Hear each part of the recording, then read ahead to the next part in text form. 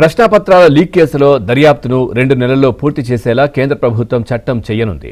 ఈ కేసులో నిందితులకు త్వరితగతిన శిక్ష పడేలా ప్రతి రాష్ట్రంలోనూ ఫాస్ట్ ట్రాక్ కోర్టులను ఏర్పాటు చేయాలంటూ 2 ఏళ్ల క్రితం తీసుకువచ్చిన పేపర్ లీక్ వ్యతిరేక చట్టం 2024కు కేంద్రం ఈ మేరకు సవరణలు చేయనుంది.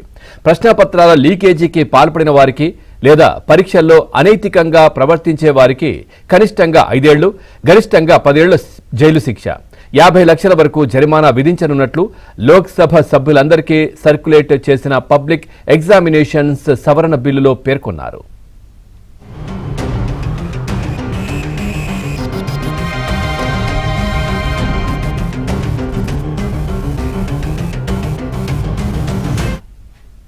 ఈ బిల్లును పార్లమెంటులో ప్రవేశపెట్టేందుకు శుక్రవారమే కేంద్ర కేబినెట్ ఆమోదం తెలిపింది. సంస్థాగతంగా చేసే నేరాలకు కనీసం 7 ఏళ్ల జైలు శిక్ష, 10 కోట్ల వరకు జరిమానాను బిల్లులో ప్రతిపాదించారు.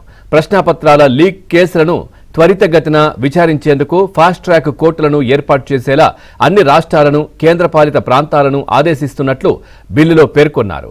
ఇటీవల ప్రభుత్వ ఆధ్వర్యంలో నిర్వహిస్తున్న పరీక్షల్లో ప్రశ్నాపత్రాల లీకేజీలు, అవకతవకలు జరుగుతున్న నేపథ్యంలో ప్రభుత్వ పరీక్షల వ్యవస్థలో పారదర్శకత, నిష్పాక్షికత తీసుకురావాలనుకున్నట్లు వివరించారు.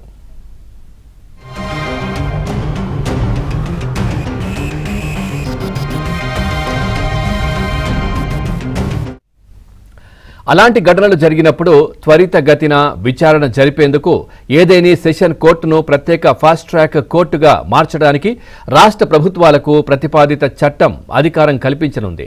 ఛార్జ్షీట్ దాఖలు చేసినప్పటి నుంచి 3 నెలల్లోగా కోర్టు విచారణ పూర్తి చేసేలా ప్రతిరోజు విచారణ కొనసాగించేందుకు అవకాశం కల్పించారు. అవసరమైతే దర్యాప్తు కోసం ప్రత్యేక టాస్క్ ఫోర్సును ఏర్పాటు చేసేలా కేంద్ర ప్రభుత్వానికి ప్రతిపాదిత చట్టం అధికారాన్ని కల్పించనుంది.